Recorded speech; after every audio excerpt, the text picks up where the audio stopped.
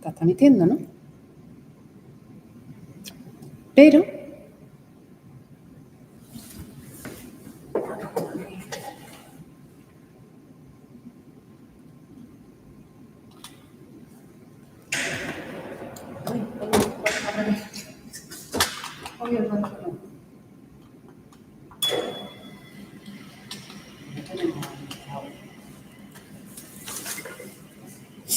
que no lo habíamos puesto bajado.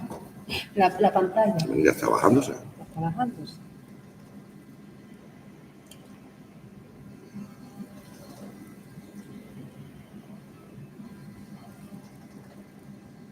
Pero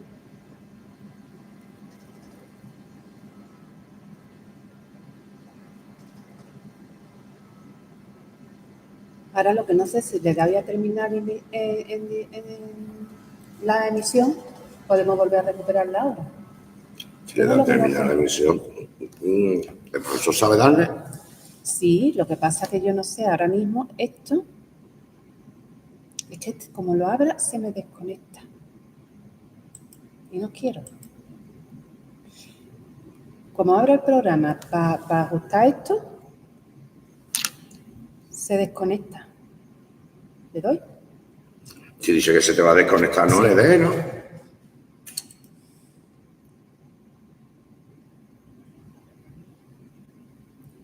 Vamos a esperar. En principio está como Rosa lo debe estar viendo abajo. Voy a preguntar. ¿Qué vamos a esperar aquí? ¿20 minutos? ¿Qué? ¿20 minutos nos vamos a esperar? No, ya nosotros no nos tenemos que esperar nada. Pues ya está, ¿no? ¿No? Después de ya Pero yo no me atrevo, es que la veo muy grande. Entonces, se supone que dándole aquí, que no lo, el programa de la cámara la mueve para un lado o para otro, la echa más para acá.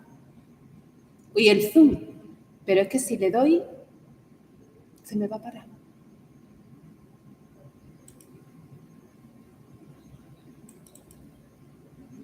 ¿Ves? Como la conecte aquí, se me desconecta aquí. No sé por qué. Quiero cambiarle el zoom. Bueno, vamos a dejarlo aquí, ahora se lo preguntamos. Que ella tampoco sabía muy bien por qué pasaba eso. Yo lo veo hoy como más grande.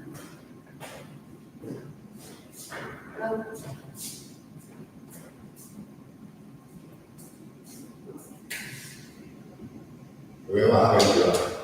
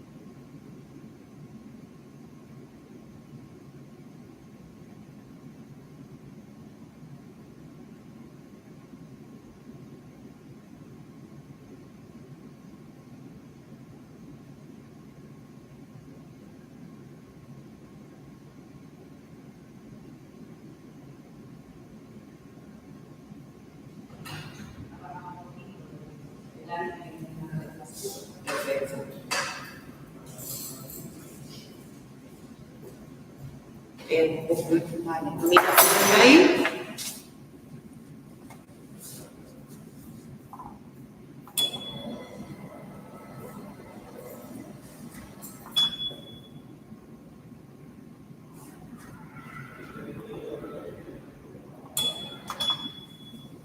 Vale, pero yo lo pondría más para acá.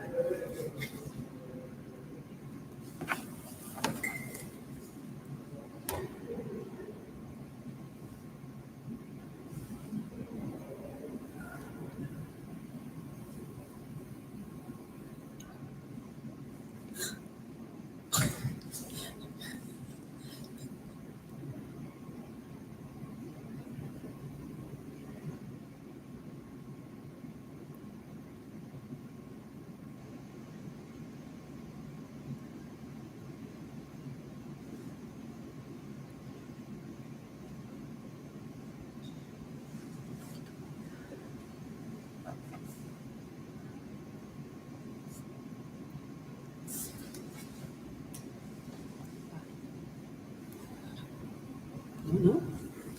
Al revés. A ver.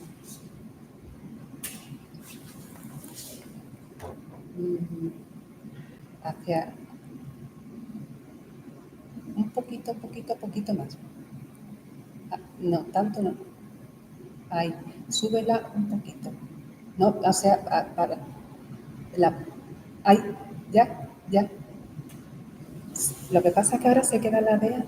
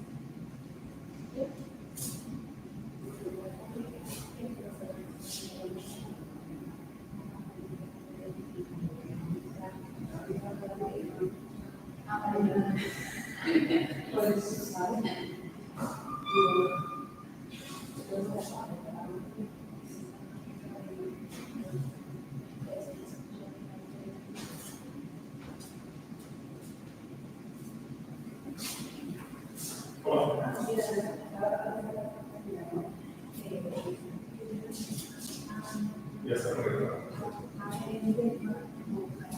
Sí, perfecto.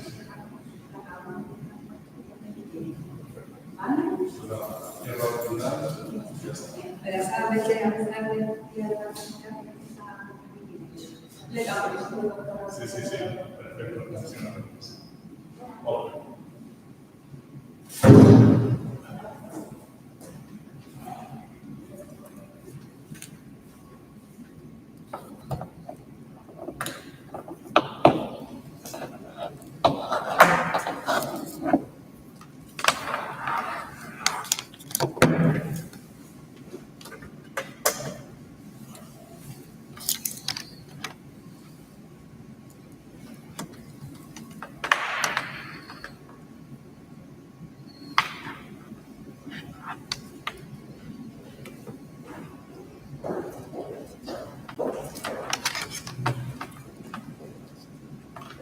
Supone que está emitiendo, ¿no? Sí. Hola.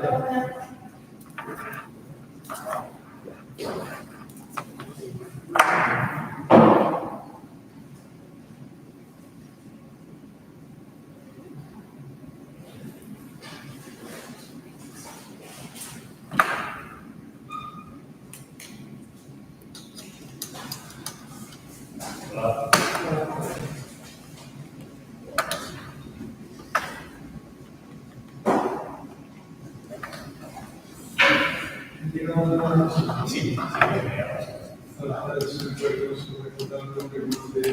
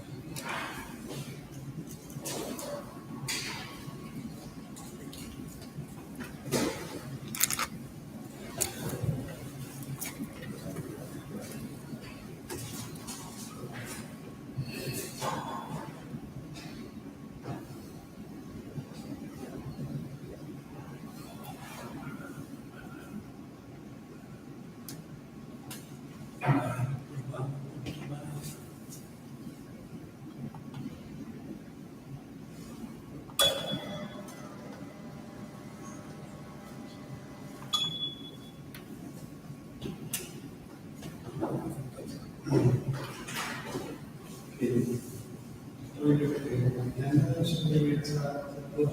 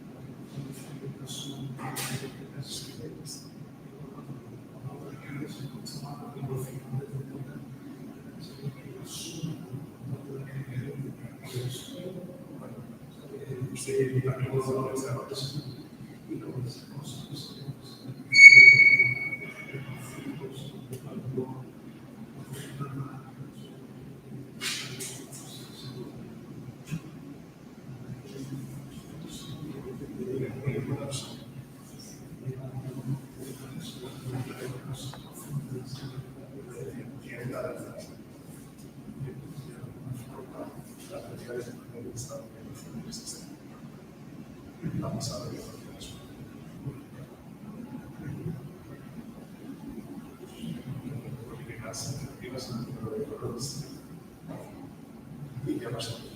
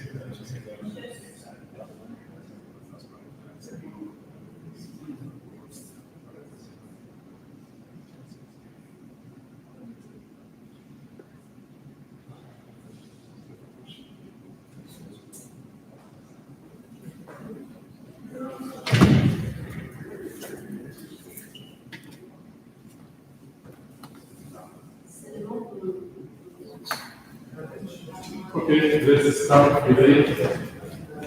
Today is the last lecture, so I would like to emphasize the things that we still don't know, or we have questions. So we have seen that we had a major discovery, an extremely big success of the standard model that was the Higgs discovery. Something that was predicted 50 years ago, and was introduced just as a mathematical theorem to solve the problem, the consistency problem.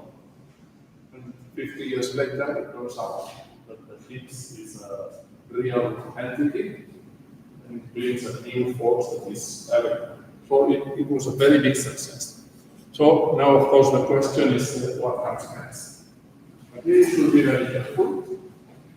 In fact, in recent years, I have seen many statements which are equivalent to these old statements that were done at the end of the 19th century.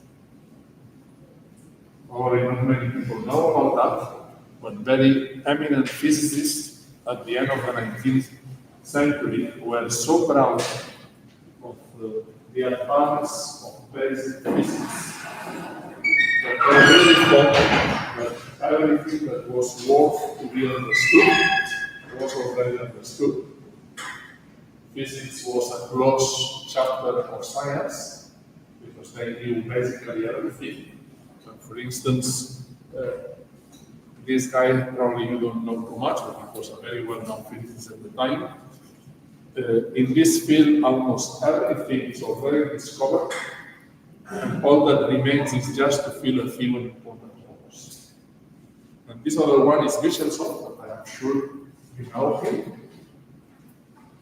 It's one of the great physicists of the 19th century, and he was saying more or less the same, a little bit more carefully, and saying that the probability of new discoveries is exceedingly remote, because we knew already everything, and our future discoveries are to be looked out for in the 6th place of decimals, so just tiny details.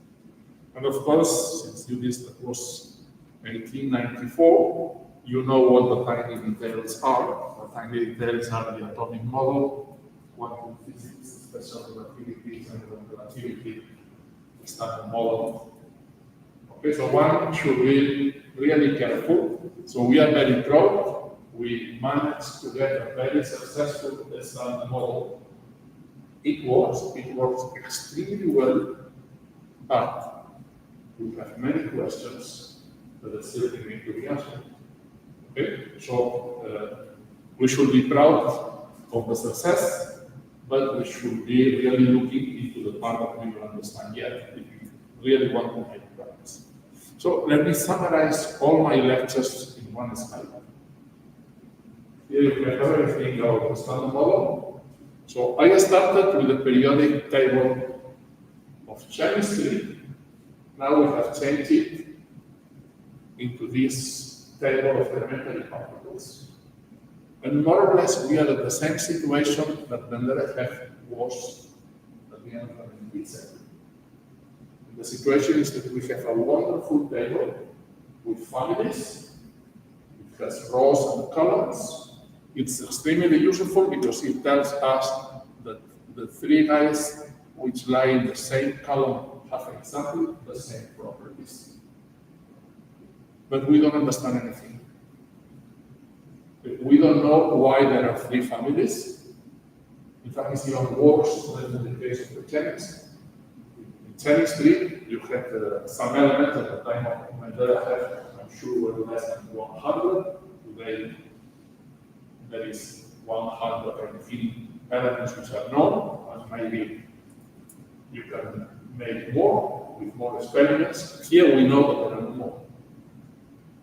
There are three families, and only three families within the standard model frame. We have the forces that we are very happy because we know the dynamics very well. We have this additional force, the Higgs, that we don't understand completely. There are things that we understand and they work, but we would like to understand.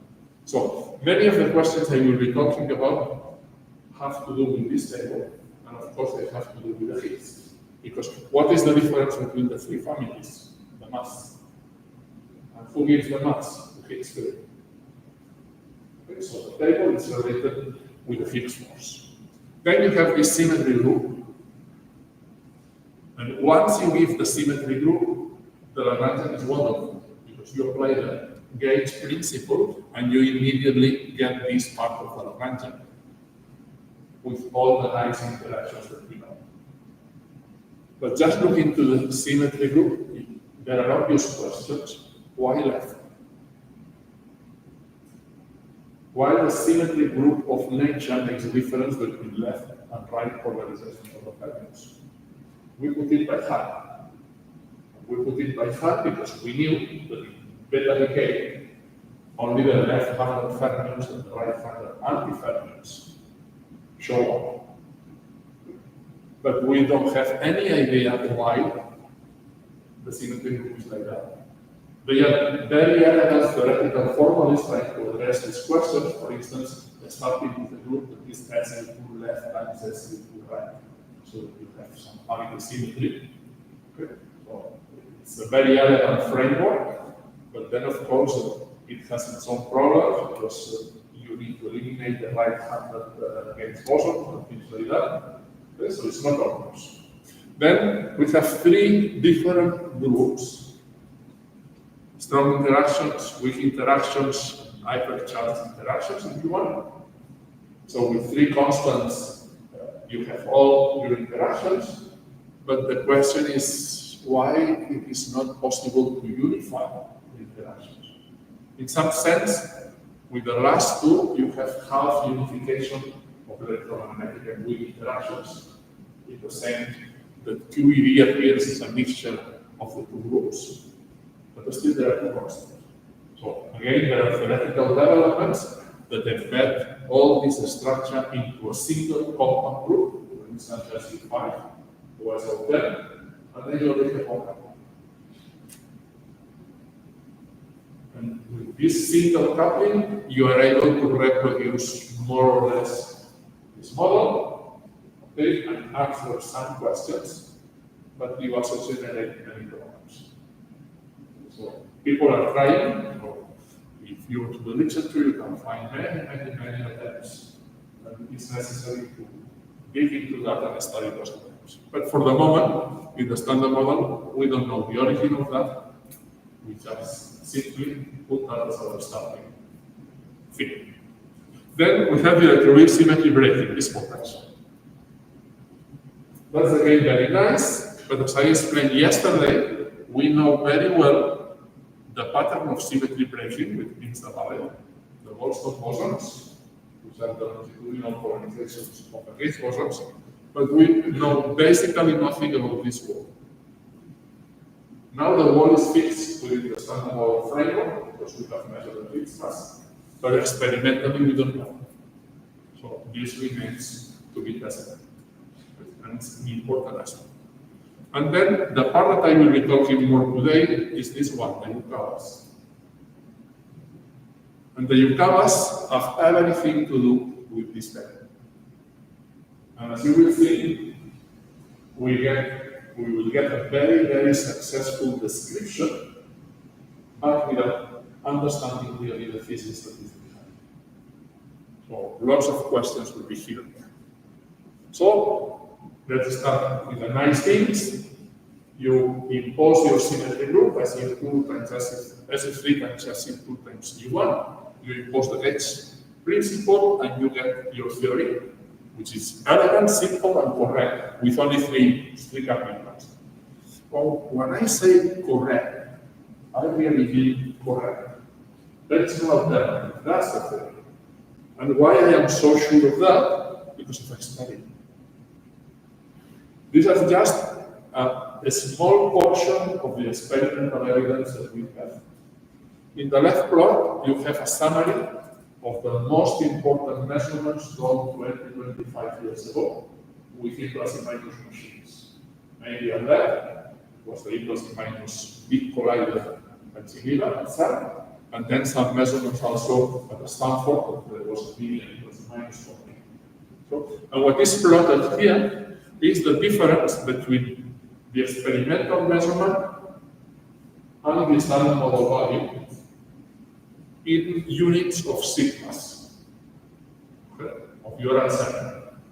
And as you see, all your experimental points lie at 0 within the uncertainty.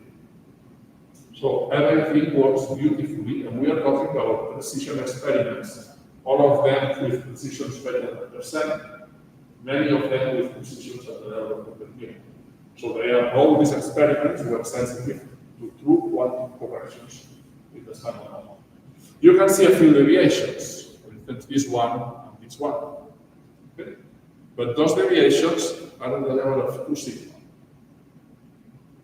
If you see one plot like this one and there are no deviations at 2 sigma, you can be sure that the plot has been fake. Okay, it's just statistics. The sigmas tell you what is the probability that the measurement deviates from the true value. And if you have more than 20 measurements, then just probability tells you that a couple of measurements should deviate to sigmas. Okay, so the agreement is perfect. And here you have an even more impressive plots. You cannot read the measurements that are there because the plot contains so many that you really need to zoom in order to see that. So what is plotted is a summary of selected measurements performed at LHC in the proton collider at CERN. Both the experimental measurement and the theory prediction that you cannot distinguish in the plot. And here you have the size of the cross-section in picobars. Here, that's easier to see, is the experimental measurement divided by the theoretical prediction. So if things agree, you should be at 1. And all of them within uncertainties are at 1. Okay? So things work perfect. But what is more impressive, if you look to this scale goes between 10 to the minus 2 picobars to 10 to the 11 picobars. It's a logarithmic scale. So along 13 orders of magnitude, so measurements with completely different probabilities to happen, the model is successful. which means that there is no doubt. Those are the interactions. There could be additional physics, but this you cannot touch. It works. Okay, we have seen that. So you already saw this slide. I just want to remind you of one thing. The spontaneous symmetry breaking in the standard model means that we didn't break the symmetry in the Lagrangian. The Lagrangian is always symmetric. But when we have chosen a particular vacuum, what we have done is to break this symmetry group in the vacuum into SU3 color times U1 electromagnetism. That means QCD and QED remain as two symmetric theories, okay? And the rest is broken spontaneously through the Goldstone and Boole mechanism. Okay? And that's the way you generate the masses. I did a lot of emphasis yesterday on the fact that you just need 3 degrees of freedom in order to do that. You need to add 3 degrees of freedom to the Lagrangian in order to provide the longitudinal polarizations of the gauge bosons. But in the standard model, you do that in the simplest possible way, and the simplest possible way is having 4 degrees of freedom. Because you want one asymptotic of complexes. So it happens that you have 1 degree of freedom too much. And the Higgs field is 1 degree of freedom too much. It's something nobody really needed before. But there exist alternative options. It's not like with the Gauge principle that once you give me the symmetry group, I apply the Gauge principle and you get the interaction. It's unique. Here, I can do exactly the same breaking of symmetry in other ways. The one that has the standard model is just the simplest one, because it's renormalizable, which means you can do that with the theory of this. So the question is, why this particular mechanism and not something else? And for instance, alternatives. First alternative, the standard model. It seems to be favored by all the precision data that we have. But instead of having a scalar barrier, you could add 10 scalar barriers. And maybe a few additional scalar signals. And with that, you will break the symmetry in exactly the same. It will work. But of course, you will have things. Or you could copy something that happens in QCD. In QCD, there is a global symmetry called chiral symmetry. Many people don't know what it is. And there is a dynamical breaking of this global symmetry. It's not a great symmetry, it's just global. And this generates Goldstone bosons that you know, those Goldstone bosons are the particles. This is usually we call that dynamical because it's a non-perturbative spontaneous symmetry. Well, the breaking in the standard model could be exactly along the same lines. And this could have phenomenological consequences. So, what is the difference between the 3 alternatives I am putting? Because here there are different variations. Well, the main difference is that the first one is the simplest one, and simplicity seems to work. The second difference is in the first one you have the Higgs field and nothing else. In the other ones, the Higgs always comes with the complete family of many other things that sooner or later you should be able to discover. Okay, that's one of the reasons why LHC keeps trying and keeps looking, because if the alternative to the spontaneous symmetry breaking is one of the other possibilities, then sooner or later there will be a surprise. Okay, for the moment we don't know, maybe this is the good one. And that's it. Of course, what we know already is that whatever thing you do to break the symmetry spontaneously, what we have found 125 GeV is a Higgs. And it's a Higgs because of this impressive plot that shows that the couplings are proportional to mass. We saw that already.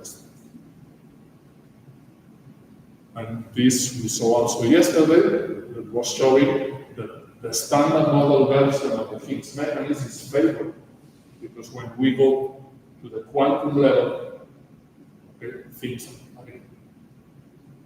And you get what you expect. So the standard model works beautifully.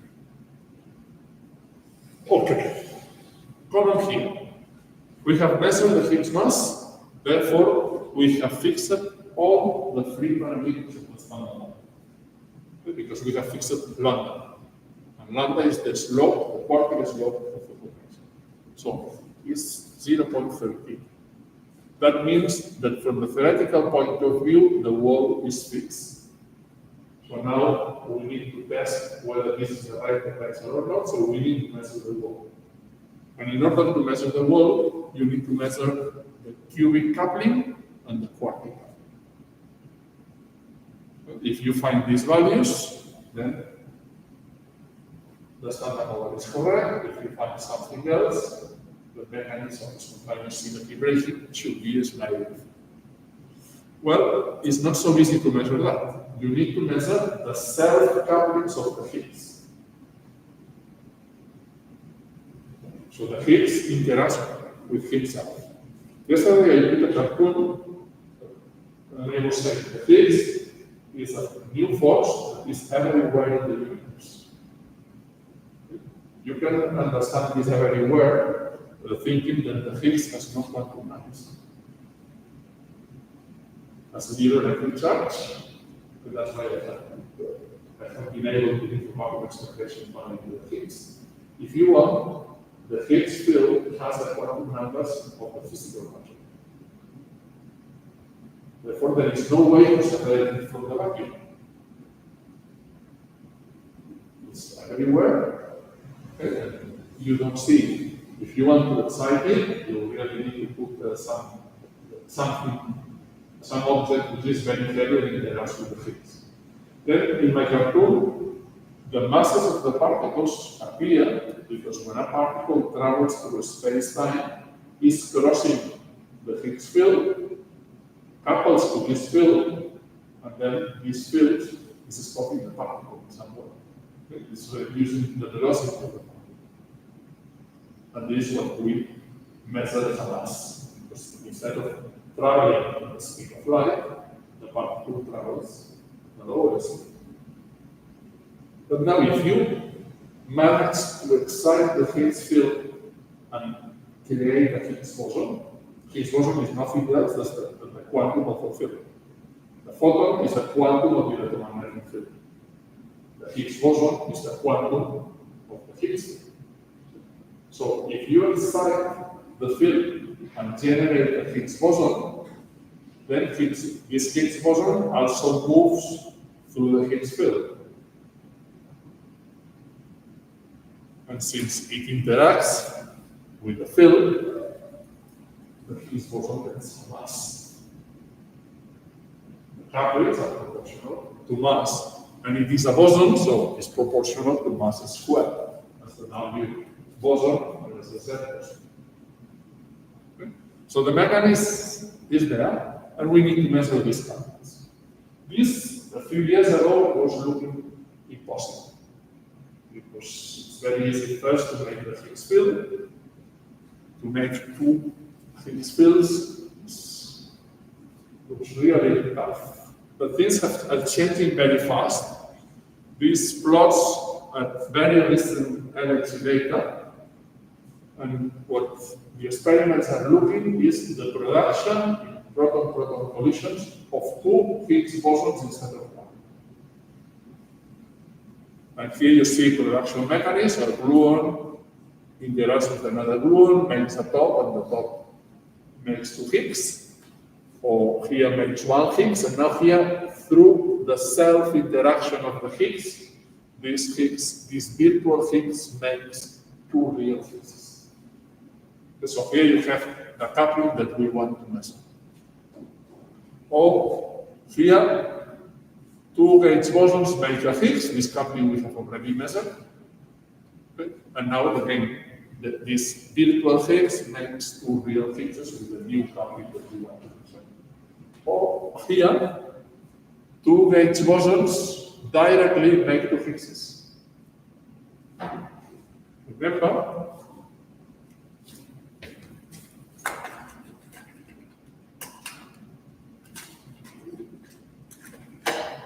when we have generated the masses of the W and the Z,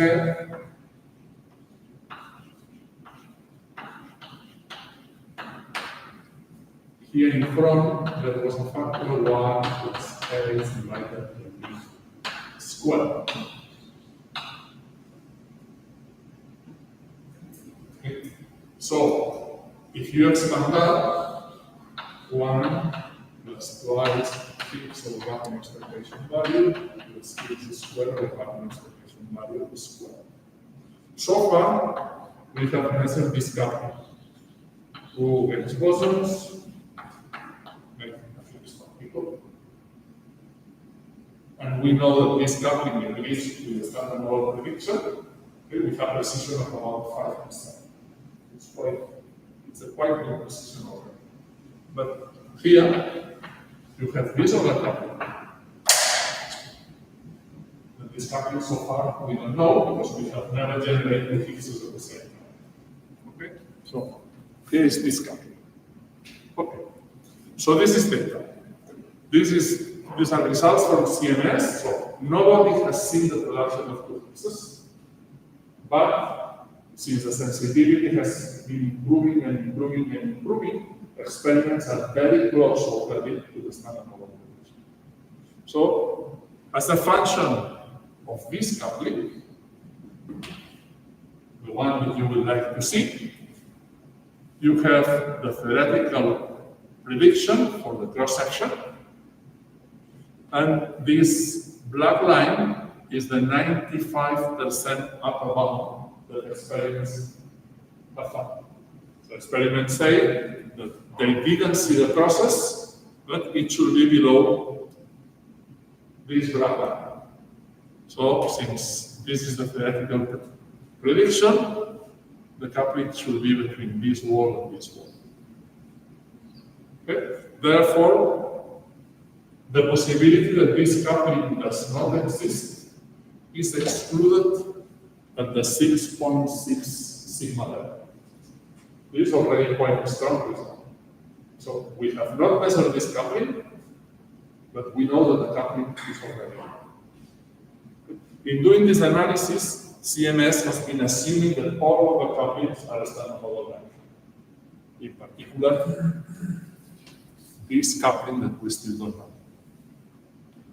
Others has done something more conservative, and they assume that all the couplings that we have already tested take a standard model value, so you forget about the uncertainties in these couplings, and then they fit the same cross-section looking for the production of two Higgses as a function of the self-interaction of the Higgs. So the cubic Higgs coupling always in units of the standard model prediction. So you call this coupling times K lambda. And standard model K lambda is 1.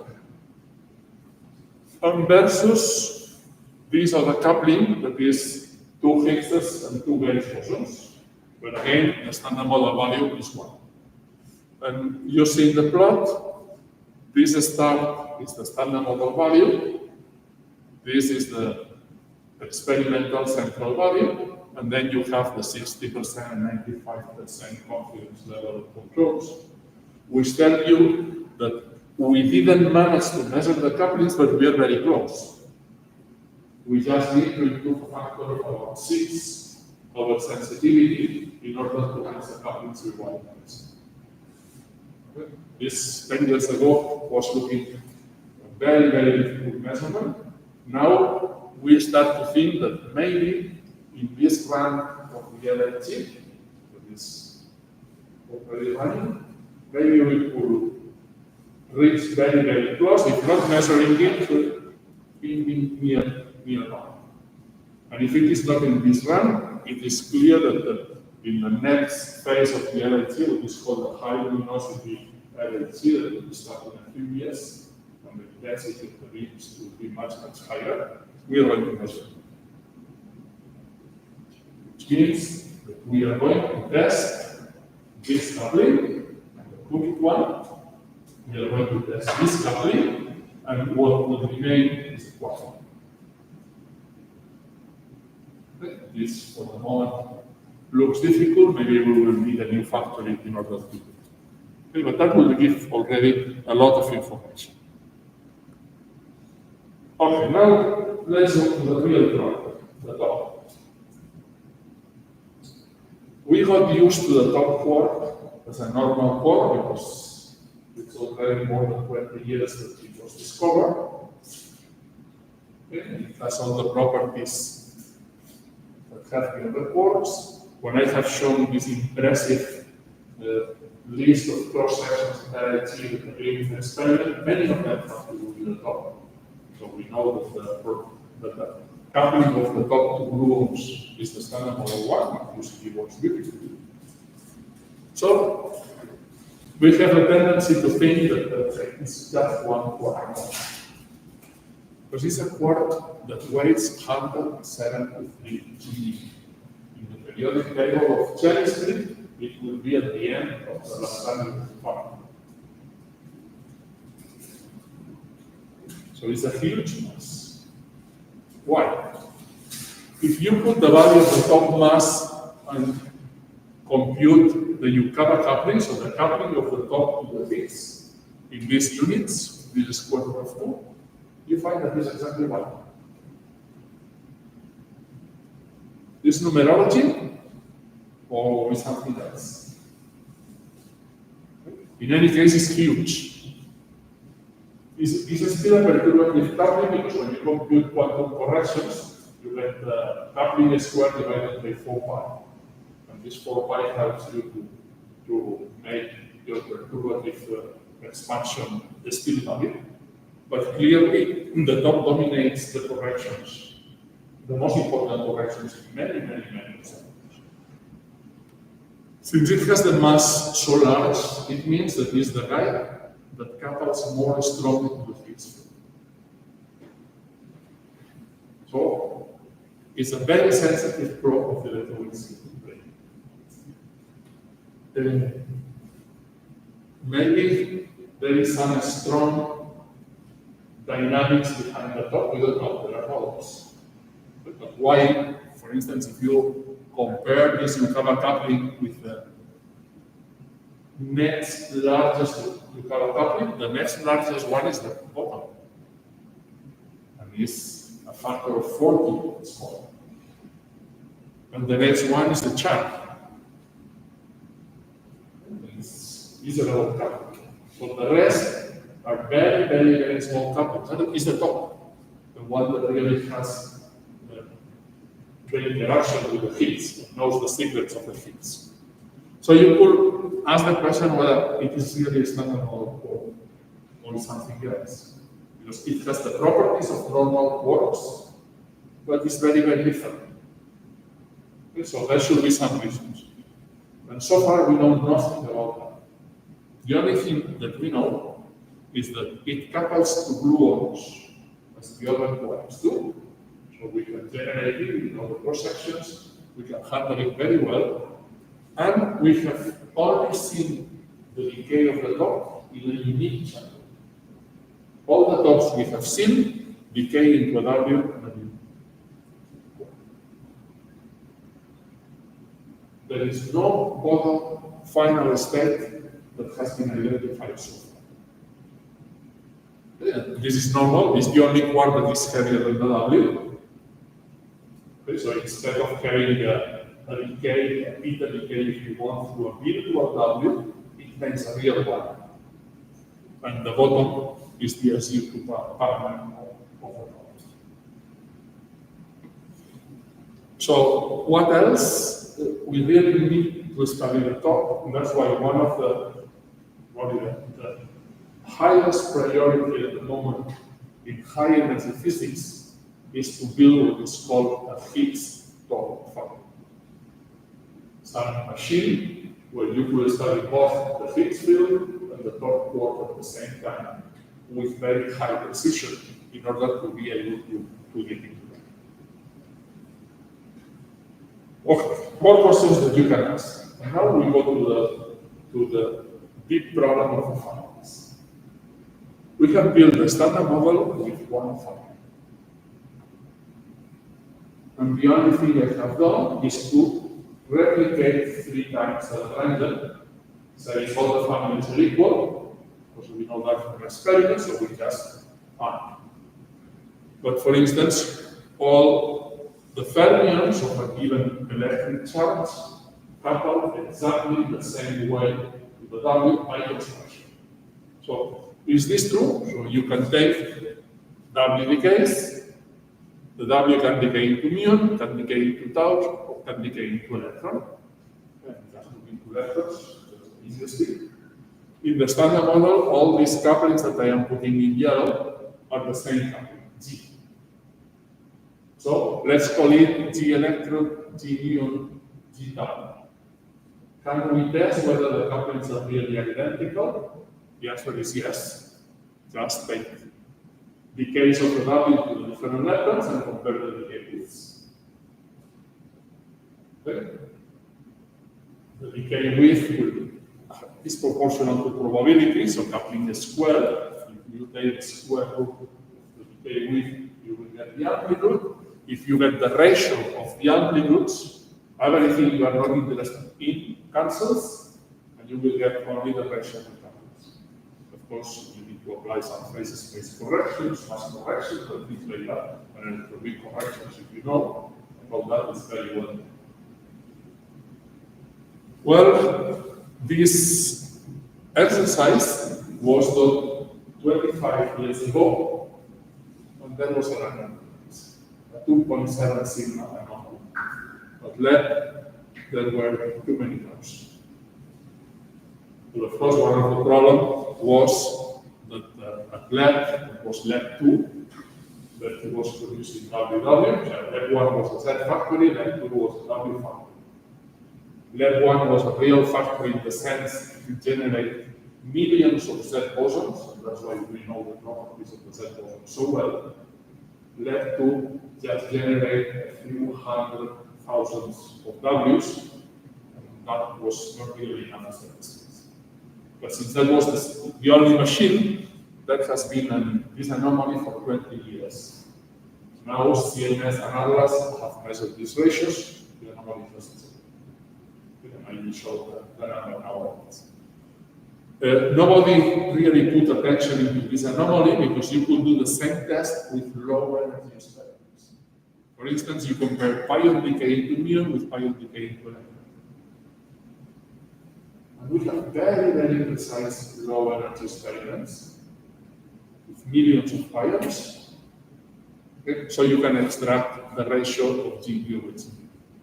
Or you can compare tau decay into muon with tau decay into electron, or tau decay into electron with muon decay into electron.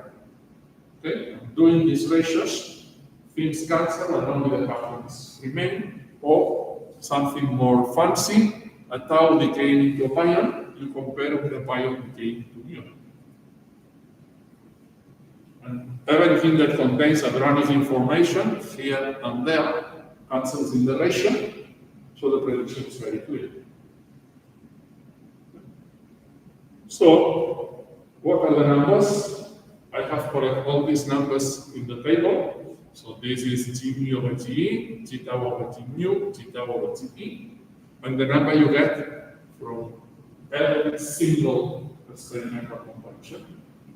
And you can easily check visually that all of them are really universal. The ratio should be 1. And we have tested universality of the gauge interaction with a precision of the order of 1.5. Therefore, we know that the 3 electrons, at least within this precision, couple in exactly the same way.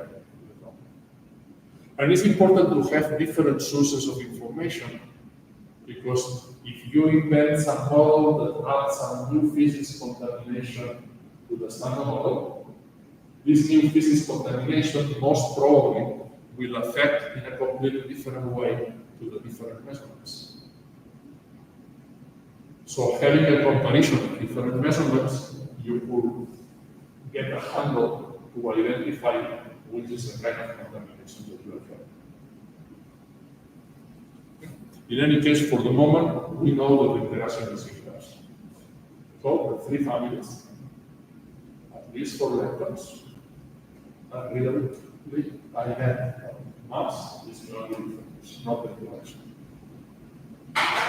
Okay, this I showed yesterday an old version of this plot. This is what the PDT shows nowadays. These are just the vector and axial couplings of the Z to the leptons, electron, muon, and tau. And again, you see that within experimental uncertainties, the interaction is universal. So both the W and the Z have universal interactions to the three leptons, and the photon, of course, you knew it already, okay, because the three leptons couple according to the rules of quantum electrodynamics, that means a electric charge is identical to the photon. Okay, let's now go to the part that is not so big. Yesterday we saw that once we have introduced the Higgs doublet, we introduced it to give mass to the gauge photons, but for the same price, we got by free masses to the fermions. And we got masses to the fermions because putting here the Higgs doublet, it was possible to cook a gauge invariant coupling between a left-handed fermion doublet and a right-handed fermion singlet. The Higgs doublet closes the SE2 indexes, and the right-handed singlet closes, if you want the Lorentz process, closes the fermionic indexes. So we have these couplings, which are gauge invariant. Now you leave the Higgs at quite the vacuum expectation value, and we get nicely mass terms plus a direct interaction of the Higgs field to the fermions, which is proportional to the mass. If you want, the mass is proportional to the interaction, but since what we know about the masses and about the interaction, we treat the property in the opposite way, the interaction is proportional to the mass. But I did this exercise with a single couple. So here, I don't know this coupling, C1, C2, C3. Remember, I only had 4 parameters to define my electron with the standard model, and now suddenly I have 3 more. So I can generate the masses of the fermions, but I pay a very big price. The number of free parameters increases.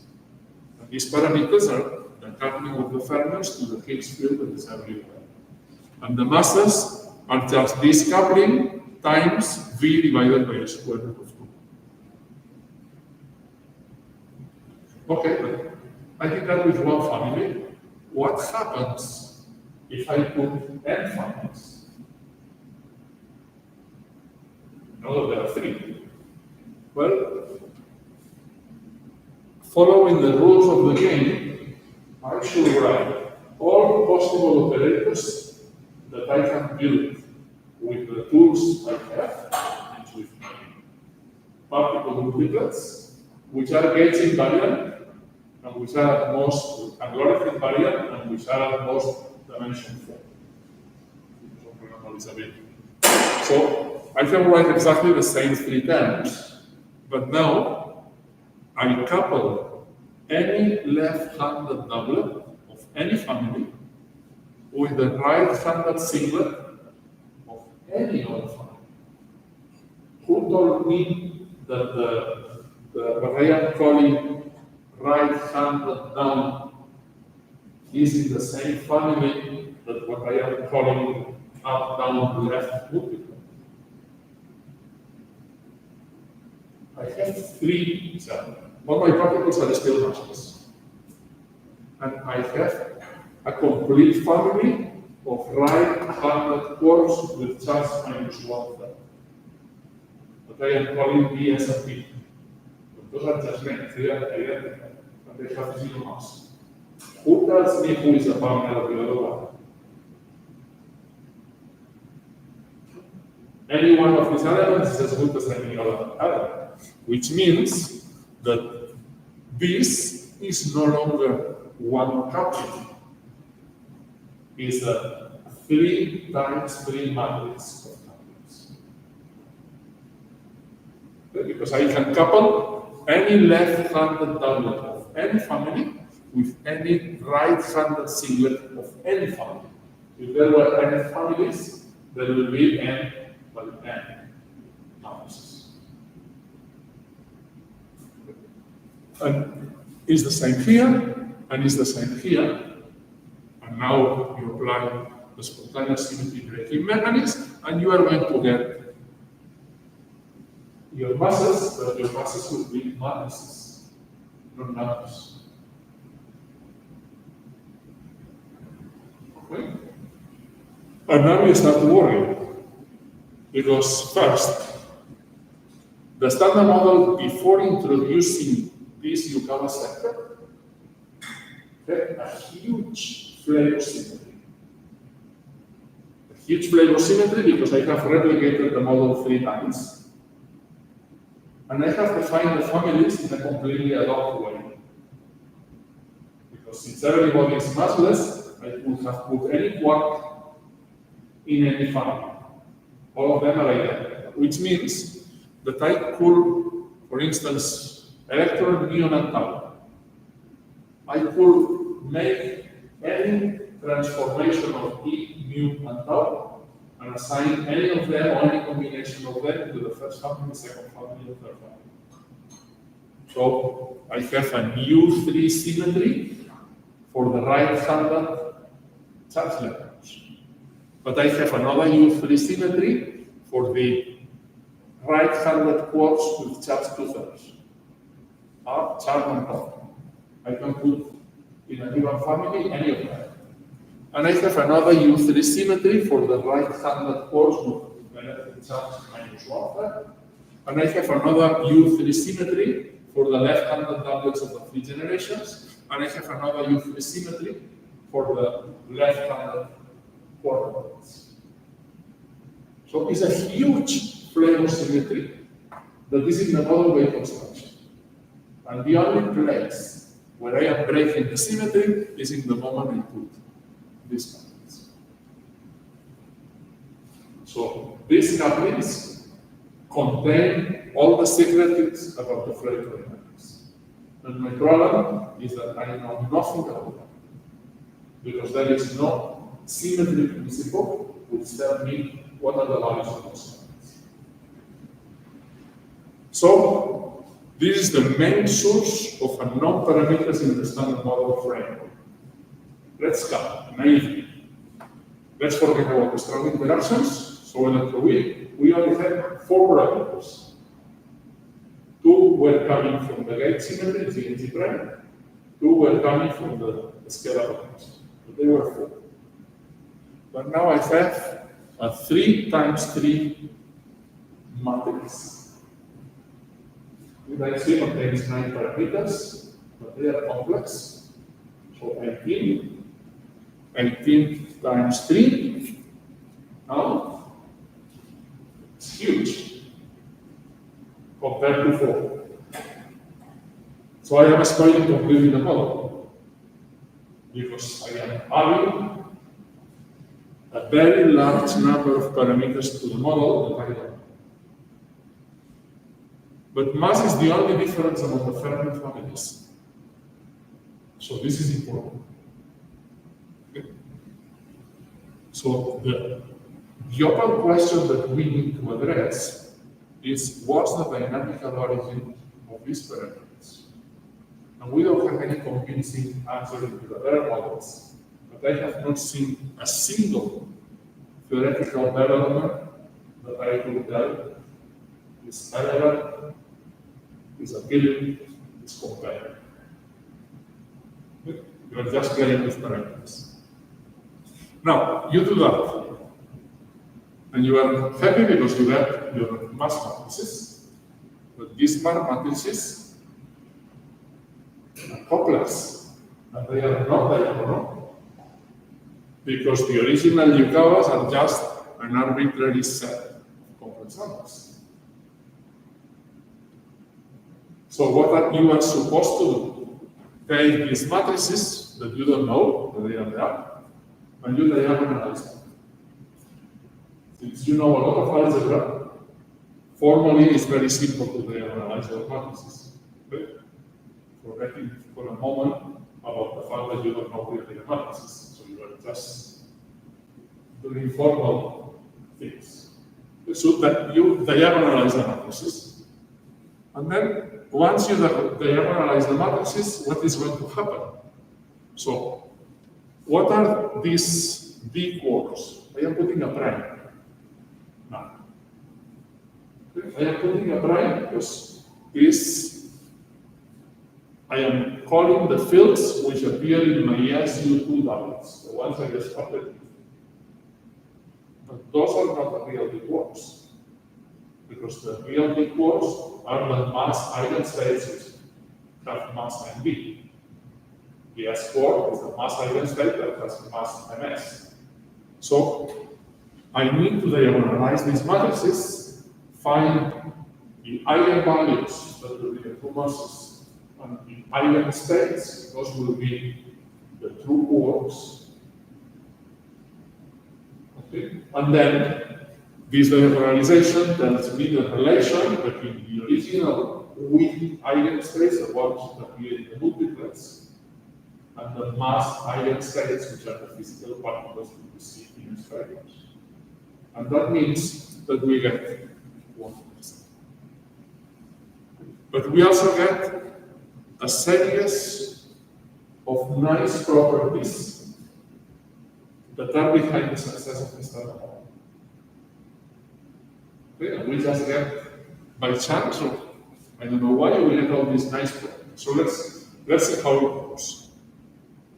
So I have this Lagrangian. Remember, I have matrices which are just arbitrary 3 times 3 complex matrices. So I need to diagonalize them. And from the algebra books, you know that any square matrix, you can write it as an Hermitian matrix with positive definite eigenvalues times a unitary matrix. And the Hermitian matrix you can diagonalize with another unitary matrix, which means that any complex square matrix can be diagonalized with a B unitary transformation, a unitary matrix in the left and a unitary matrix in the right. That is different in general. So that you get a diagonal matrix with eigenvalues which are positive. That's what the algebra books tell you. You do the diagonalization. And therefore, you get the same Lagrangian that you had before. But before I had primes everywhere, and now I don't have any prime. Which means that now my mass matrices are diagonal. Since I don't know the original couplings, I cannot predict the masses. But I measure these masses, I know these 9 parameters. And I also know formally what is the relation between the prime fermion fields, the ones which are in the SU2 times U1 multiplets, and the physical fields with definite mass. Okay. And as you see here, the left fields and the right fields transform in different ways, because it's a B unitary transformation. And I know nothing about this transformation except that all the matrices there are unitary matrices. Now, so first point, mass eigenstates are different from weak eigenstates in general. Second point, take for instance, a fermion left-handed apart and a fermion left-handed in the original Lagrangian, because once you have done this field redefinition, you need to go back to your Lagrangian and rewrite the full Lagrangian in terms of mass eigenstates if you want to make contact with the spectrum. But if I have the same field here and there, these matrices are unitary, unit Lagrange is 1, so nothing changes. And the same here. Which means that the couplings of the photon and the Z will not change. The photon and the Z were coupling to electron and positrон, but never to electron and antineutron. Okay? They were coupling to a particle and its own antiparticle. That was true before the diagonalization and is true after the diagonalization. Okay? And this is a very important property. We will see, this property is absence of flavor-changing neutron currents in the Lagrangian. So the couplings which are electrically neutral of the Gauge bosons only couple one particle with its own antiparticle and nothing else. But if I take an U prime together with a V prime, now the matrices are different. So when I transform, U prime transforms with this matrix, V prime transforms with this other matrix. So U prime left times V prime left, that's what appears in the W couplings, gets transformed into U left, sum 3 times 3 matrix, V left. And the only thing I know about this matrix is that it's a product of two unitary matrices and therefore it's a unitary matrix. And this generates quarks. And I can only say that quarks mix, but I don't know I cannot say that which amount they mix because I ignore the original couplings. Okay? So let's face that. The only thing that changes in the full expanded model Lagrangian are the W couplings. Now, later in terms of mass eigenstates, I have my universal interaction from the SE to left group, but now I have got a mixing factor here, that is the element Ij are family indices, which U-type quark is here and which V-type quark is there. Good. And the only thing I know is that this is the element of a unitary matrix, so it's a smaller than 1 in number. The same happens, by the way, in the electron sector. So I can have another matrix, but if you assume that neutrinos have 0 mass, but it would be enough to say if they have the same mass, you can always reabsorb this into the definition of the neutrino field. If they have the 0 mass, same mass, the 3 neutrinos are equivalent, are identical, so you just define electron neutrino as the partner of the electron, muon neutrino as the final partner of the muon, and tau neutrino as the final partner of the partner. Which means we know that neutrino masses are not 0, but they are tiny. This means that the effects of this mixing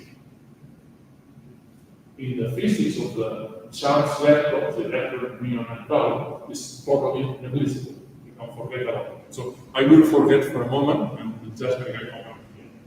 So I will worry about this one. This one tells me that now any up-type core can communicate with any down-type core and communicates through the W with a coupling that is G times the element of a unitary matrix. While for the Z and for the photon, we have seen this property that this does not happen. There is no mixing. And that's very important because it tells you that the coupling of the Z to a down quark and an RPS quark, for instance, is 0. If this property was not built in the standard model will be already discovered. Because we know, for instance, that a K short, it can decay to mu plus mu minus if this diagram is there. This will make a K0, meets the Z, and makes a mu plus mu minus, so it will be a normal weak decay with a very high probability. We know experimentally that this rising ratio has never been measured, and LHCb has put enough around that is 2 10 to the minus 12.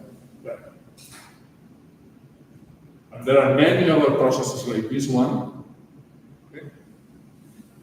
So this is something that you need. This is called the gene mechanism for Glasgow, Iliopoulos, and Mariani. And in fact, the charm quark was invented in order to have this problem. Because at the time that there were only 3 quarks, people started to build some electroweak model using SE2 and things like that. And the problem that all models that people were building was that this vertex immediately appeared. Okay, so Glasgow, Iliopoulos, and Miami invented the charm quark in order to have this property, which now within the standard model we see as something trivial, at least there is a pattern that is unitary important. Okay, but for that you need complete standard model performance. Okay, how do you measure the quark mixing? Well, you need to go to decays of quarks. So if you do a normal beta decay, like the muon decay, okay, or the neutron decay, in fact with neutron decay you can do this type of measurement. So, for instance, a quark of type D transforms into a quark of type A, or vice versa. That means a W, and the W makes a related G. But this coupling is G, while this coupling is G times V by G. G we have measured in muon decay, we know it very well. Okay? So you do this measurement. The standard model prediction is basically trivial at lowest order. To compute radiative correction is a different history. So the decay width is proportional to the modulus of V squared. So looking into different quark transitions, you can go one by one, measuring the different things. The only real problem that you have is that there are no free quarks. There are only hadrons, which means in any of these decays, you have large usually uncertainties that you need to find.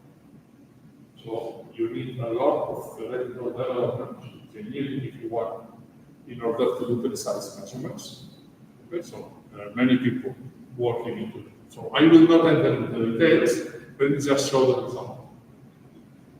In this table, you have all the elements, the 9 elements of the Cabido-Kobayashi scala quark mixing matrix. The current values of those elements and the physical source of the information. For instance, here this comes from nuclear beta decay, that is really nuclear physics, not particle physics. Okay, so you look into beta decays, what they are called of the Fermi type, because they are very clean from a theoretical point of view, and you do this measurement. You can also extract it from neutron decay, that will be already particle physics, but then the uncertainty is not. So, things to look into this table. Well, here you have 2 elements, PV and PS. Obviously, you didn't measure that way, because nobody has seen a top 4 decaying into V, or decaying into S, only decaying into V. Okay? But these 2 numbers you get through quantum effects, looking to the mixing between the PC measurement and the mix of the particle. It's like K0, K01 mixing, but with P measures. So a particle transforms into its own particle through a normal quantum physics effect. So, the first thing you discover is you don't know where these numbers come from. They are just parameters, but all of them within uncertainties on a small level, as it should. Okay, the only one that looks larger than 1 is this one, but with uncertainty is 1. Second, a unitary matrix satisfies the V data is the identity. So V I K V data Kj is delta I J. Okay. If you want, V I K V J K complex conjugate is equal to the product of delta J. It's just this property. So the sum, if I is equal to J, this is equal to 1, and then this is just the square of the element. Okay, and now you sum in a given row or in a given column, because I could have written V data V. So the sum of the 3 elements squared in a given row or in a given column should be 1. So you check these numbers. BUV squared plus BUS squared plus BUV squared is 0.9995 with an uncertainty of 7 classes. BC up squared, BCV squared plus BCS squared plus BCV squared is 1.001 with an uncertainty of 12 in the last digits. And the same in a column, B up bottom squared plus B char bottom squared plus B top bottom squared, 1.03, here the uncertainty is marked, 6 in the last digit. Or just from the hadronic decay width of the W that you can get from the electronic branching ratio of the W, you can get the sum of the first and second rows, which will be 2, and it's 2. So I don't know where the matrix comes from, but it's a unitary matrix. It satisfies the question. I see more things in this table. BUV is basically 1. BCS is basically 1. BPV is basically 1. So the diagonal elements of the matrix are very close to the identity. Which means that in first approximation, the idea that the D core was the partner of the other, the SH core the partner of the channel, the D core the partner of the top, was correct. Now I look into the mixing of first family with second family is around 0.2. BCD, okay, first family with the second family, 0.2. But let me call that graph. If I go to the mixing of the second family with the third family, it's 0.04, Lagrangian score. I go there, third family with the second family, 0.04, Lagrangian score. If I look the mixing of the first family with the third family, 0.004. Lambda to the cube. Okay. And again here, third family with the first family, I am in the third digit, lambda to the cube. So this matrix has a funny structure. In first approximation is 1 in the identity. This element and this element are order lambda. Lambda is something it's called the sinus of the Cabrillo angle for historical region is 0.2. Second with third family is order lambda squared times a parameter of order 1. First with third and third with first, order lambda cube times some other parameter that I have written in this family. It is an approximate parameterization that is useful to be orders of. So there is a structure. Now you could complain and say, okay, 3 times 3 means 9 complex parameters, which means 18 parameters. I only wrote 4. In addition, I put a funny face here, funny imaginary part. Why I can do that? Okay, so let's count. Triviality. The only thing I know about this matrix is that it's a unitary matrix.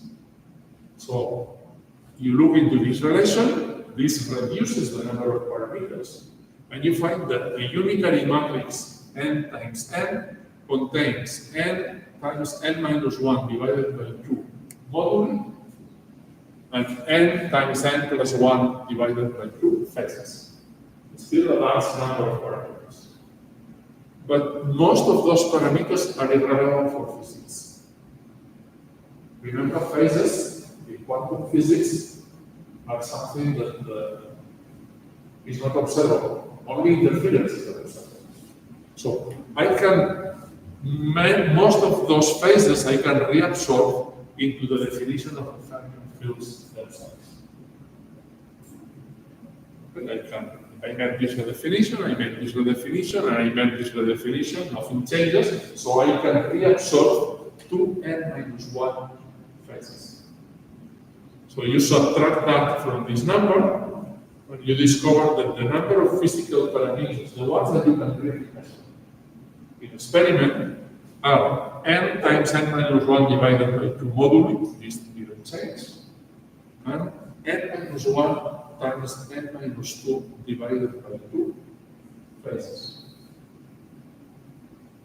And now you start thinking about, if I only have one family, there is nothing to this. So 0 and 0. If I have 2 families, n minus 2 is 0. So there are no phases, and here 2 divided by 2 is 1, 2 minus 1, 1, there is only one row. So with 2 families, the only you can do is to rotate the fields, one parameter. That was the original radical rotation. It's only when you have 3 families that you start having a phase. So you need 3 or more families in order to get a complex phase in the standard model. And so far, all the couplings that we got in the Lagrangian were real, except for the Yukawas. But the Yukawas, once we have redefined the fields, the only things that we can measure are the diagonal masses, or quark and lepton masses, 9 parameters, and the CKM matrix. But the CKM matrix means 3 minus 1, 2, divided by 2, 1, 3 moduli, and 1 phase. So, of the huge number of parameters that were in the original Yukawas, only the fermion masses of these 4 parameters are measurable parameters.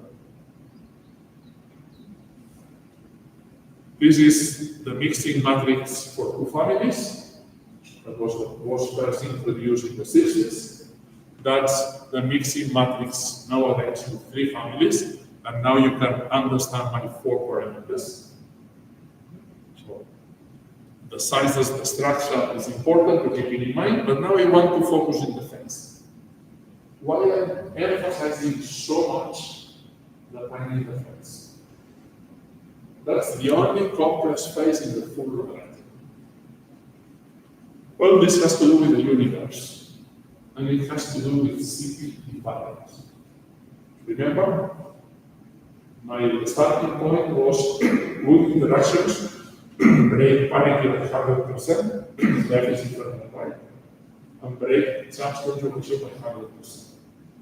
But if I start with meta, I do a parity transformation and I change meta to antimatter, I go from a left-handed fermion to a right-handed antifermion, and the interactions are the same. So my Lagrangian with one family was symmetric and the CP. But we discovered already in 1964, the same time that the Higgs was put forward, long time ago, it was discovered that in some very rare decays of K-zeros, Cp was violent, a very tiny amount. This tiny amount is 2 × 10⁻². For many, many years, that was the only signal of Cp violation in the laboratory. But then, when the B factories in Japan and California started to work, then they discovered plenty of Cp violating effects, which were not small, they were very sizable in the system. So Cp violation was there. In fact, the factories were built to look for the Cp violation, because it was an important thing. What it is so important? Because it's the reason why we are here. Imagine for a moment that Cp was a true symmetry of the physical world. Then all of you know about the Big Bang. So what is the standard cosmological theory that explains the origin of the universe?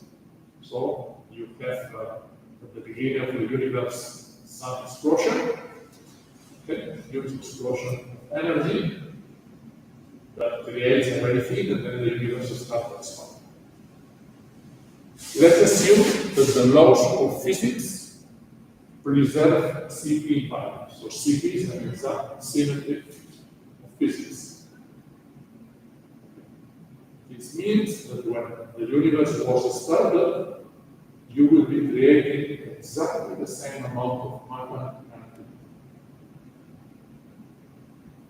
Then matter and antimatter are there, the universe is also expanding, and of course, every time a matter particle gets together with an antimatter particle, they annihilate, and they disappear, they make radiation. So the universe should be full of radiation, and that's what it is. The universe is radiation coming. Everything is radiation, everything. But we exist. And when you look for antimatter in the universe, you don't find it. The universe we know is made of matter.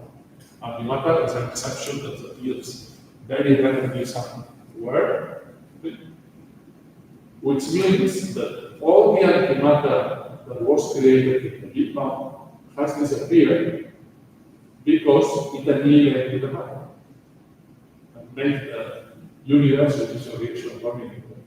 But fortunately, there was a surplus at the beginning of the universe. There was an amount epsilon more matter than antimatter. And when all the antimatter disappeared, this amount epsilon was what it remained. And this amount epsilon is responsible for the formation of the stars, the planets, and is responsible why we are here nowadays.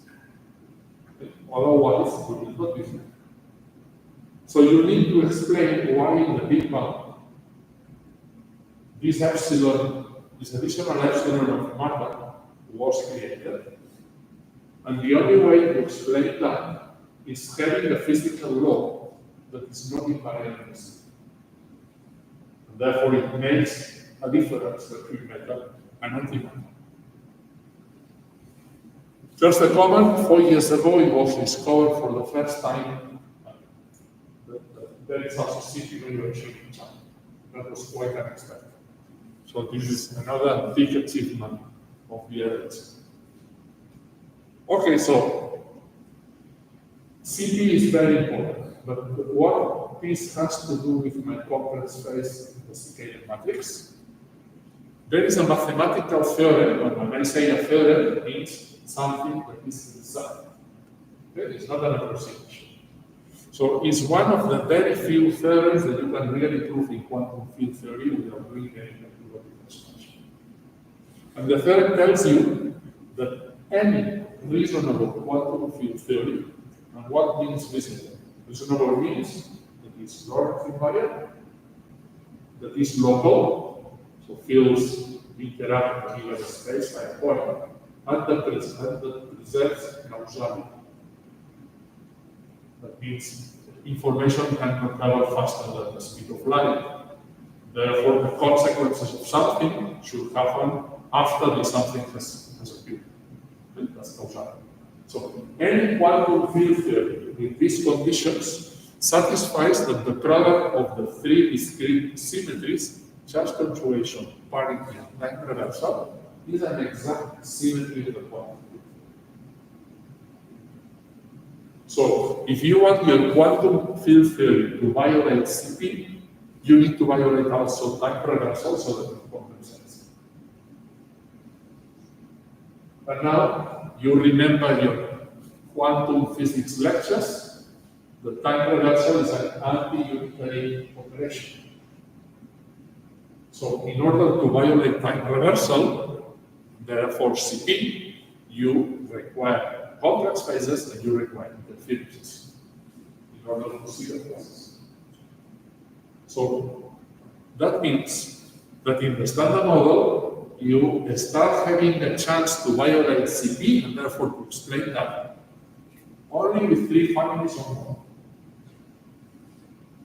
So this is the only thing we have why three families exist. It's the minimum number of families that will give a chance to the standard model to explain it. We don't know more than that. Can we test that the CP mechanism of the standard model is successful? Yes. Well, we have been discussing the flavor sector coming from the UCAVAS, that it was awful. With all these complex matrices that we don't know what are their origin, but at the end, the physical parameters adjust. The Fermi masses, 3 mixing angles, and 1 phase.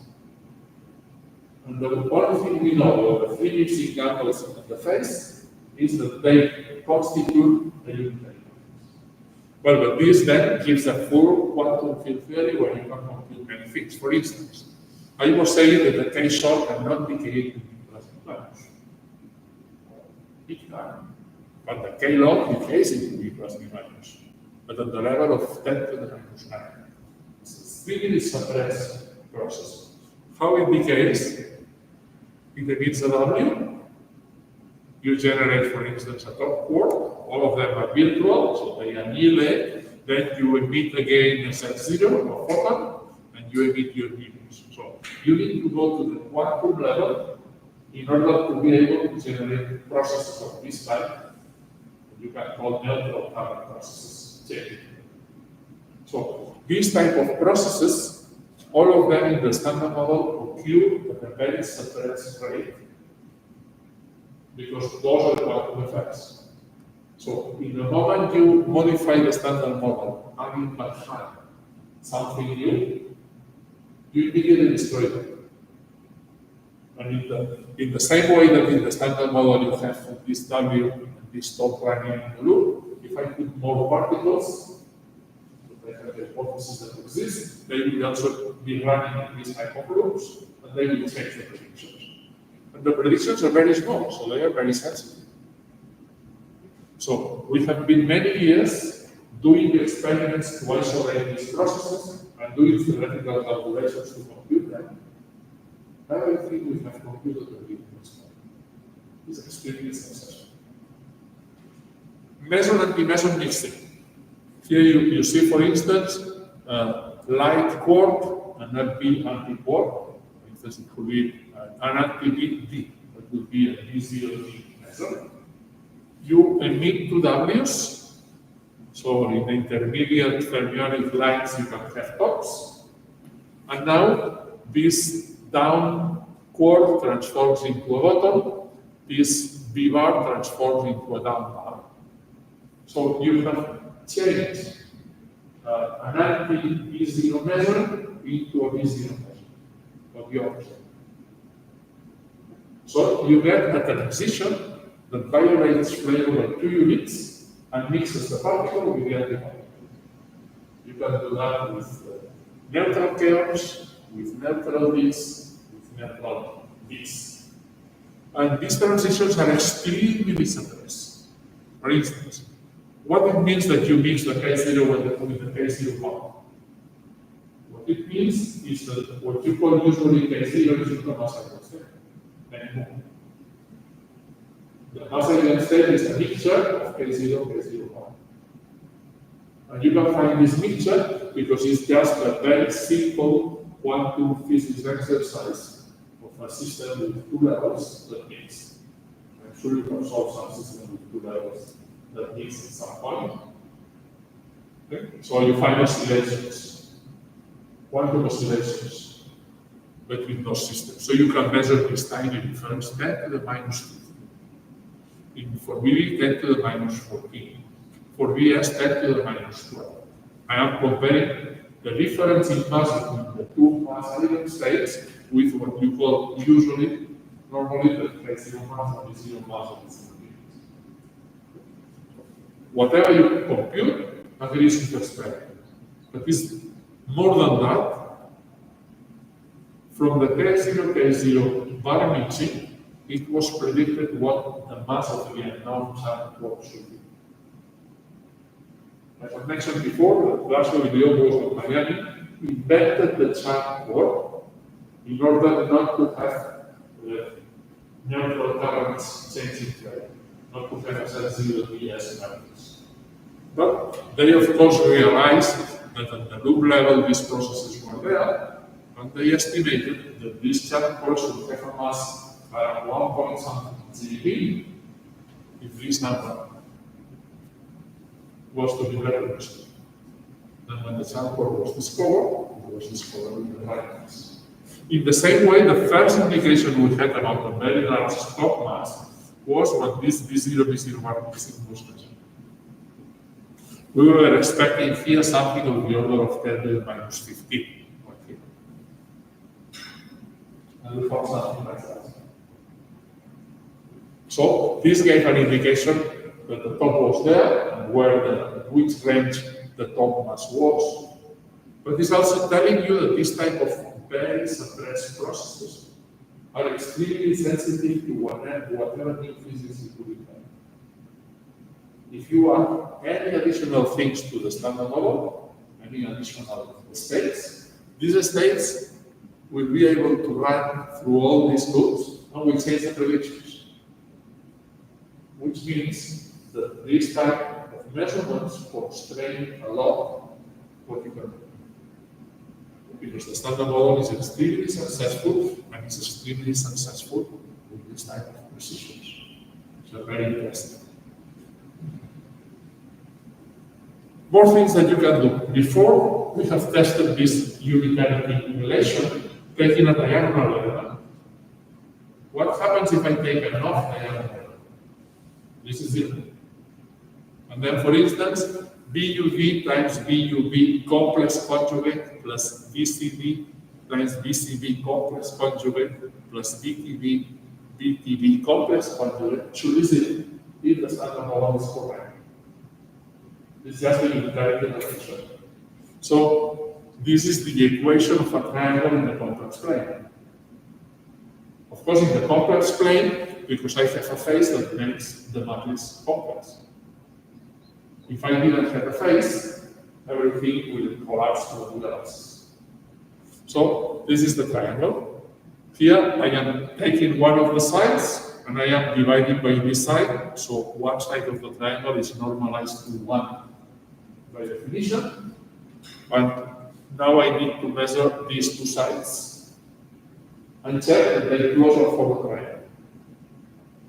So you can do that with CP conserving measurements. For instance, this rho and eta, where the parameters I showed before for the Cyclian matrix, forget about they are. Rho eta is just this vertex, where this I have put 0 and this at 1, 0 by construction, divided by 1 side. So just measuring BUV, I get this nice circle. Measuring K0, K0 bar mixing, if I'm measuring CP violation in K0, K0 bar mixing, I get this line. measuring some CP asymmetries in the B0 system, I get this line.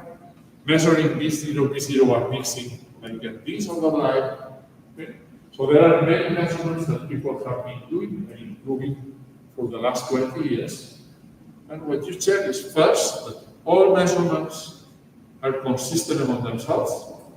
All of them point to the same factors. So it is a triangle. So CP is violated. You can prove that CP is violated without measuring any CP observable, just measuring these two sides. And then you measure observables that violate CP, and they are also in agreement. So what means is that maybe you don't like this CKM matrix. I don't like it, I don't like the color structure that I can understand, but it works beautifully. So once again, the standard model is successful, we don't understand why. In fact, when the B factories were built, one of the real purpose of the B factories was to show the standard model wrong. We were convinced that the standard model would be wrong because CP violation is so constrained in the standard model, a unique phase. But if you measure 20 different observables, you're scared to see deviations. But everything works. So remember, that's the structure we have found from the CKM matrix. So the size of these squares just gives you the size of the CKM element. So why this is the structure, we don't know. This is unexplained. But now remember leptons. I say we can't forget about lepton mixing because of the limit that the neutrino mass is 0.4. But I can't forget if I don't look into neutrino physics. Okay, but if now I take a muon beam that decays, it makes a beam of muon neutrinos. If these muon neutrinos are left to travel 1,000 kilometers, they can cross everything because they basically don't interact, and they are not real mass eigenstates. It doesn't matter that the neutrino mass is very small. There is an effect that is due to the neutrino mass, but this muon beam will change into, so the muon neutrino beam will change into electron neutrinos or into power neutrinos. Those are called neutrino oscillations. They have been measured in many experiments, which means that we start to know what is the equivalent of the CKM matrix in the electron sector, and what you can decide. Okay, so those are the flavor eigenstates. So this is the partner of the electron, the partner of the muon, and the partner of the tau, and those are the real mass eigenstates. And that's the relation among them. And now you don't see this structure close to the identity. In fact, except for this tiny number, all entries are more or less about the same size. So why mixings in the electron sector are different than mixings in the quark sector? Nobody has an idea.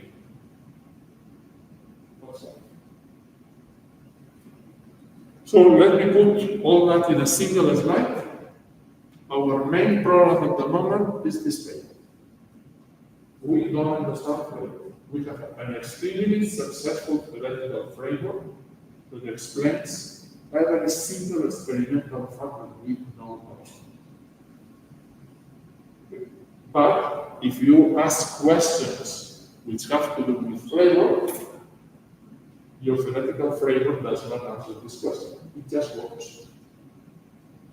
And then you can start. What is the dynamical origin of flavor? Unknown. Why the fermion masses are what they are? For instance, we know that the neutrino masses are smaller than 1 electron volt. We also know that the difference between two neutrino masses is order 0.01 electron volt.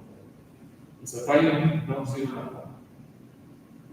But at the same time, the top mass is 10 to the 11 electron volts. Why this huge disparity of masses? And masses are the only difference among the three families. Where the difference comes from? From the interaction of the different entities of the stable with the Higgs field. So the disparity in masses tells us that there is a huge disparity in interactions of the fermions with the Higgs field. But we don't know where they come from, are free parameters.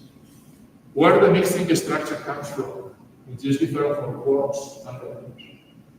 There should be a flavor dynamics behind it that explains this structure.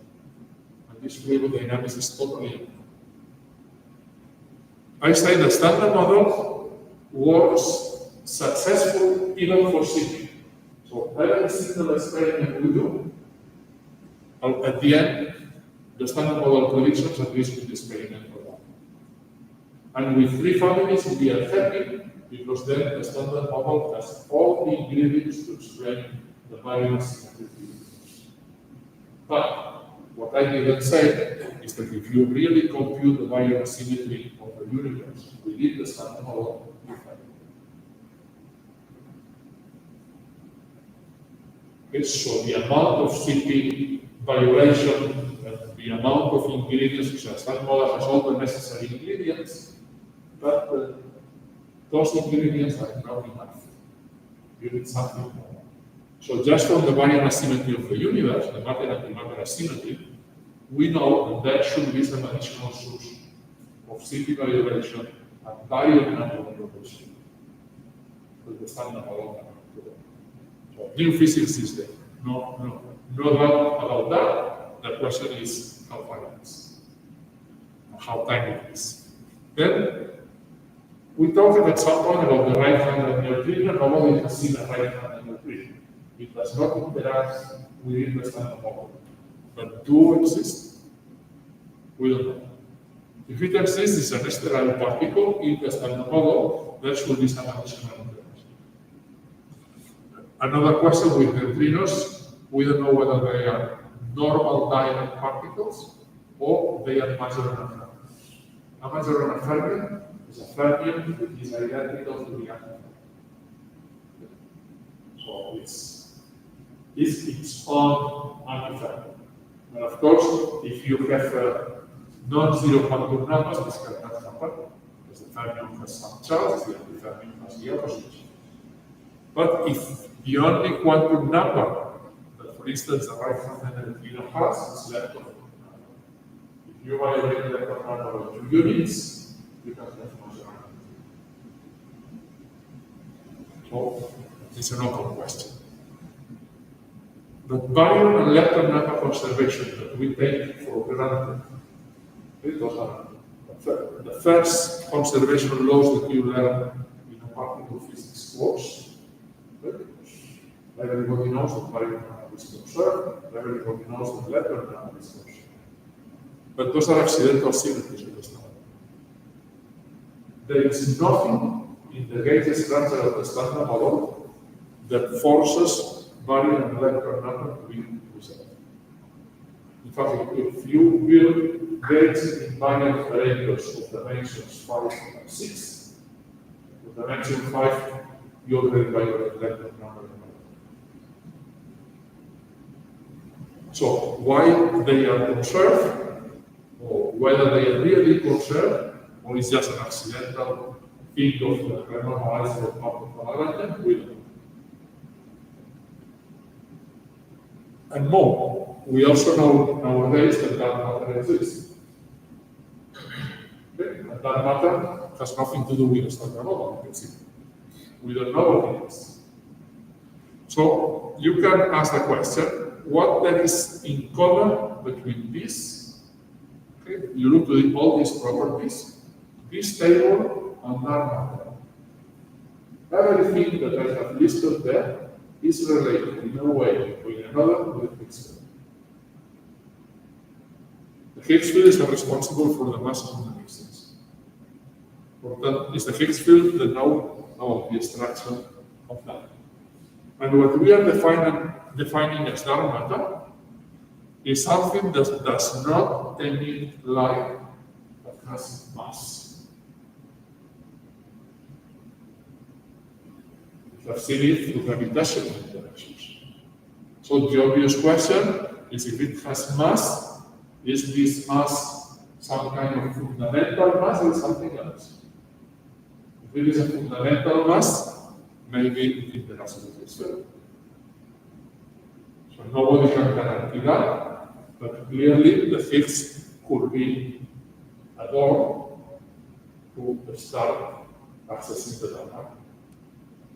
Okay, so one of the things that LHC is trying is just trying to see whether you can produce that matter at colliders. Okay. So far, no success, but people will keep trying. So let me conclude. I will make several types of conclusions. So what is the present status? We have an extremely successful theory, which is elegant, which is right, which explains everything we measure. Even the Higgs appears to be the interesting of the Higgs. But we are not satisfied because there are things that the theory does not explain. In particular, all the problems that we have, so-called problems at present, have to do with the flavor structure, so my table of elementary particles, and the Higgs field itself. So those are the things that you really need to address in order to start getting some light in these questions.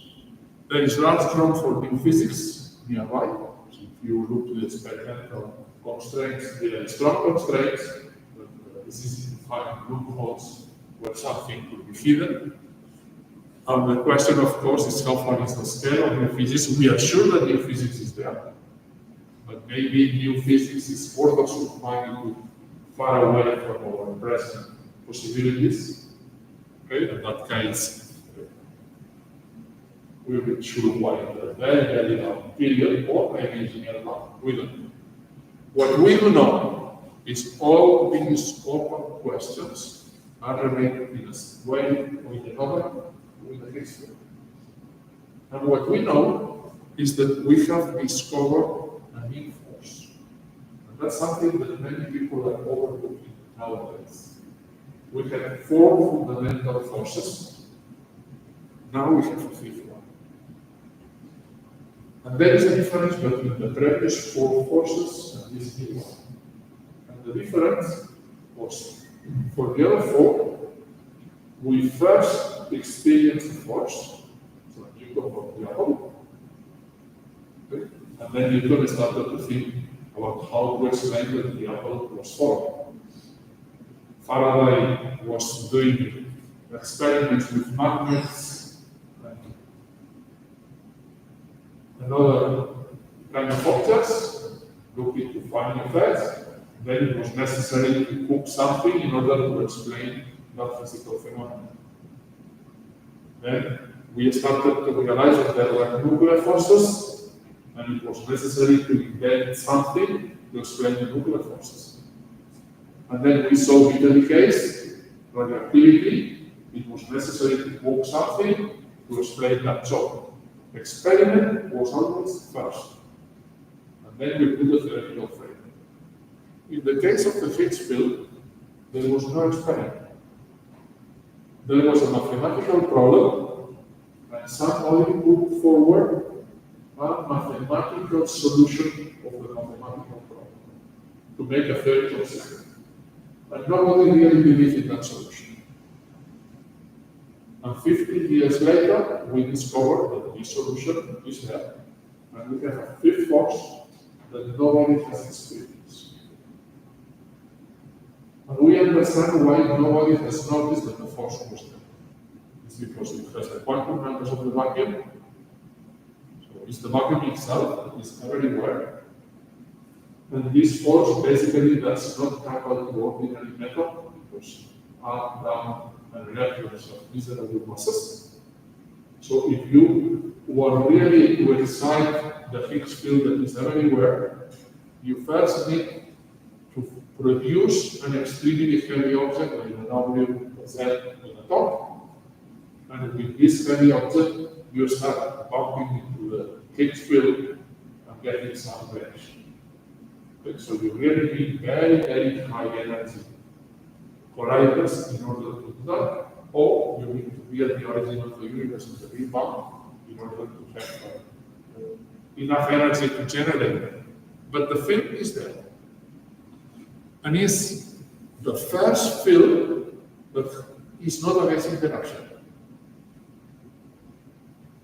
A strong electromagnetic and weak gauge bosons we have developed with our gauge theories.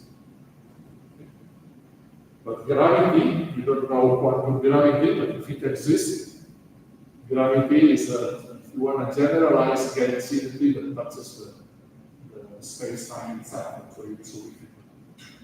But all these type of theories are characterized by the gauge bosons are particles of fields that you can polarize.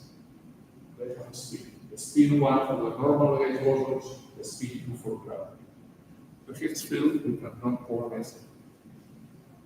Zero angular momentum, quantum numbers of the vacuum. So it's different. So I have put here, well, somebody else put here, lots of questions. I have mentioned some of them, although I didn't mention, related to the Higgs field. And we really need to explore that, which means that the priority goal of current high-energy experiments is to analyze this new force, and together with this new force, of course, the top one of them. So when we finish here, I am sure that sooner or later, the new machines, the LHC or the colliders that will come afterward, will bring some nice surprises, which I think will be passion, and meanwhile, compute tiny effects that take a lot of effort that finally are relevant to perform the experiments. Okay. Questions?